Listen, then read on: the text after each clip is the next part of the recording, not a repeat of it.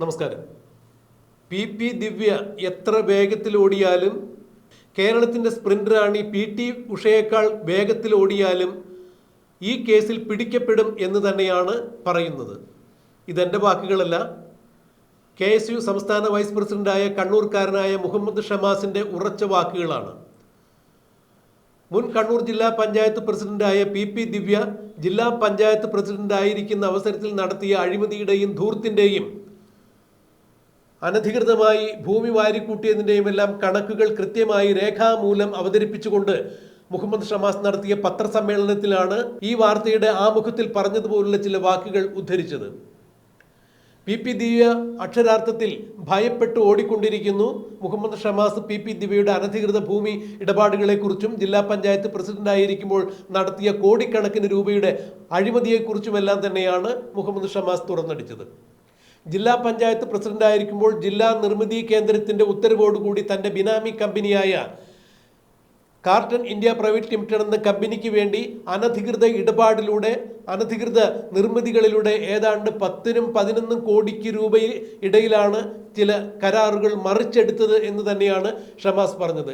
ജില്ലാ പഞ്ചായത്തിൻ്റെ നിർമ്മിതി കേന്ദ്രയുടെ ചെയർമാൻ എന്ന രീതിയിൽ കണ്ണൂർ കളക്ടറായ അരുൺ വിജയനും ഇതിൽ നിശബ്ദമായ പങ്കുണ്ട്, സാന്നിധ്യമുണ്ട്. അതുകൊണ്ട് ഈ കാര്യത്തിൽ പി ദിവ്യയോടൊപ്പം കളക്ടർ അരുൺ വിജയനും പങ്കുണ്ട് എന്ന് തന്നെയാണ് ഷമാസിൻ്റെ വാക്കുകളിൽ നിന്നും മനസ്സിലാക്കാൻ സാധിക്കുന്നത്.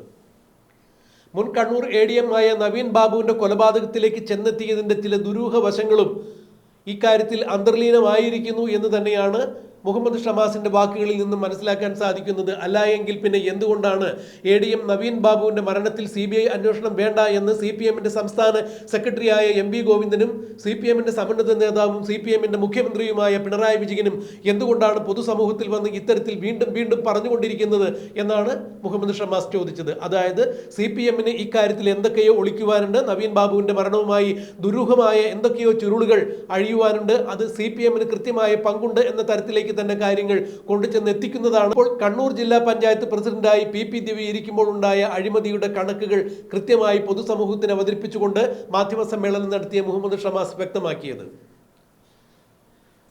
മുൻ കണ്ണൂർ ജില്ലാ പഞ്ചായത്ത് പ്രസിഡന്റായ പി ദിവ്യ ജില്ലാ പഞ്ചായത്ത് പ്രസിഡന്റായിരിക്കുമ്പോൾ അനധികൃതമായി നടത്തിയ ഭൂമി ഇടപാടുകളെക്കുറിച്ചും കണ്ണൂരിലെ ടൂറിസ്റ്റ് കേന്ദ്രമായ പാലക്കയം തട്ടിൽ നടത്തിയ ഭൂമി ഇടപാടിൻ്റെയും പ്രതിരോധ വകുപ്പിൻ്റെ കീഴിലുള്ള ഭൂമിയോട് സമീപമുള്ള മറ്റൊരു ഭൂമി കണ്ണൂർ ജില്ലാ ആശുപത്രിക്ക് സമീപം 49 സെന്റ് വാങ്ങിയതിലുമെല്ലാം കൃത്യമായ അഴിമതികൾ നടന്നിരിക്കുന്നു.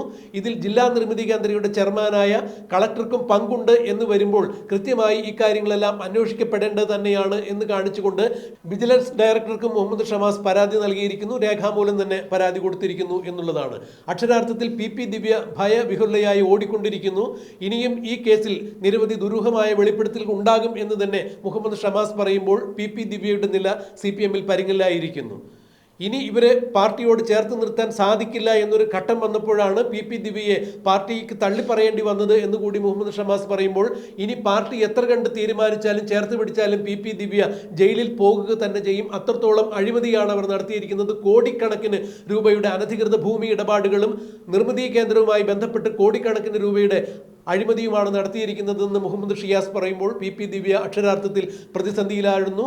കണ്ണൂരിലെ സാരിയുടുത്ത പിണറായി എന്ന് വിശേഷിപ്പിക്കപ്പെടുന്ന പി ദിവ്യയും കണ്ണൂർ ലോബിയിലെ CPMലെ പല പ്രമുഖരും ഇപ്പോൾ പ്രതിസന്ധിയിലായിരിക്കുന്നു എന്ന് തന്നെയാണ് മനസ്സിലാക്കാൻ കഴിയുന്നത്. KSU സംസ്ഥാന വൈസ് പ്രസിഡന്റായ മുഹമ്മദ് ഷമാസ് പത്രസമ്മേളനത്തിൽ തുറന്നടിച്ച ചില വസ്തുതകളുടെ പ്രസക്ത ഭാഗങ്ങൾ നമുക്കൊന്ന് കേൾക്കാം.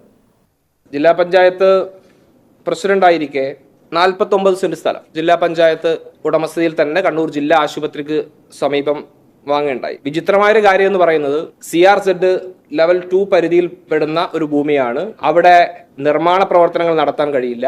അതോടൊപ്പം ഡിഫൻസ് ലാൻഡുമായി അതിർത്തി പങ്കിടുന്നൊരു സ്ഥലമാണ്.